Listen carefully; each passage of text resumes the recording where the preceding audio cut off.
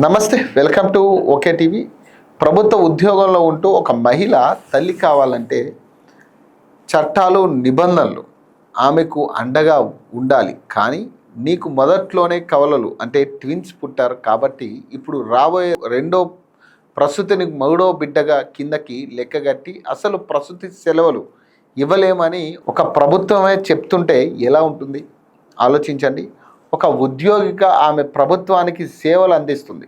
రేపటి పౌరులకు జన్మమిచ్చి సంరక్షించాల్సిన బాధ్యత కూడా ఒక మహిళదే. కానీ కేవలం అర్థం లేని టెక్నికల్ నిబంధనలను సాకుగా చూపి సెలవులు నిరాకరిస్తే ఆమె పరిస్థితి ఏంటి? సరిగ్గా ఇదే విచిత్రమైన నిబంధనను ఎదుర్కొని ప్రభుత్వంతో ఒంటరి పోరాటం చేసి అక్షరాల చట్టాన్ని మార్చేలా ఒక చరిత్రాత్మక తీర్పును సాధించారు మంచిర్యాల జిల్లా బెల్లంపల్లి ప్రభుత్వ లెక్చరర్ స్వరూప రాణి గారు. అసలు ఈ పోరాటం వెనుక ఉన్న అసలు కథ ఏమిటి? కోర్టు ఇచ్చిన సంచలన తీర్పు ఏంటి చూద్దాం.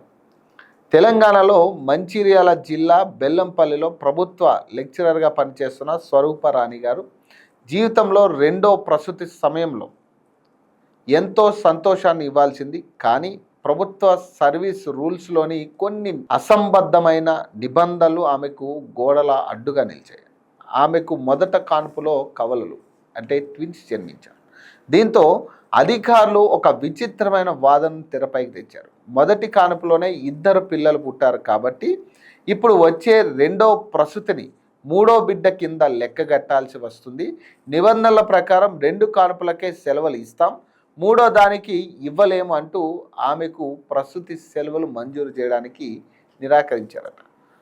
ప్రకృతి సహజంగా జరిగే కవలల జన్మని కూడా ప్రభుత్వ లెక్కల్లోకి లాగి సెలవులు ఇవ్వబోమని చెప్పడంతో స్వరూప రాణి గారు తీవ్రమైన మానసిక ఆవేదనను అనుభవించారు. చాలామంది ఇలాంటి పరిస్థితుల్లో అధికారుల చుట్టూ తిరిగి విసిగిపోయి మౌనంగా ఉండిపోతారు. కానీ స్వరూప రాణి గారు అలా జరగనివ్వలేదు. సో ప్రకృతి ఇచ్చిన కవలను సాకుగా చూపి నా మాతృత్వపు హక్కును ఎలా నిరాకరిస్తారు అని ప్రశ్నిస్తూ ఆమె నేరుగా కోర్టు మెట్లెక్కాలని సాహసోపేతమైన నిర్ణయం తీసుకుంది. చివరకు ఆమె చేసిన ఈ న్యాయ పోరాటంలో సత్యమే గెలిచింది. ఈ కేసును విచారించిన న్యాయస్థానం మహిళా ఉద్యోగుల పక్షాన ఒక సంచలన తీర్పును వెలువరించింది. కోర్టు తన తీర్పులో అత్యంత కీలకమైన వ్యాఖ్యలు చేసింది.